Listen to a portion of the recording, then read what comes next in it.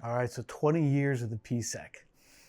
When I got the invitation to do this, I was thinking about my first time at the PSEC, and it was right after I joined the electrical sector. I was the plant manager of Beaver, Pennsylvania.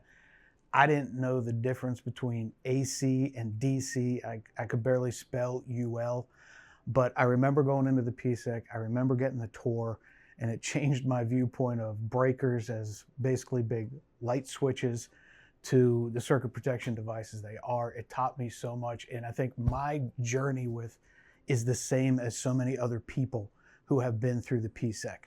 I remember talking to a Pittsburgh district manager who said that his job was basically unfair compared to his peers because he had the PSEC sitting in his backyard, and what a wonderful commercial weapon it was for him to bring in customers, show them the value of what Eaton does, and to close the deal.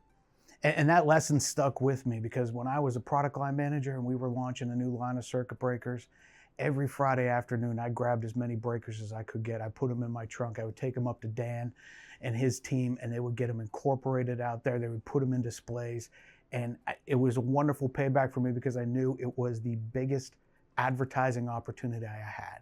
With all the customers going through there, all the applications going through there, all the Eaton salespeople going through there, there was no better way for me to showcase products and demonstrate to people the commercial value of those products than setting them up in the PSEC and having Dan and that great team put them to work and show people what they do in their application. I like the concept so much that when I had the opportunity to set up my own Power System Experience Center with Busman in St. Louis, we did it.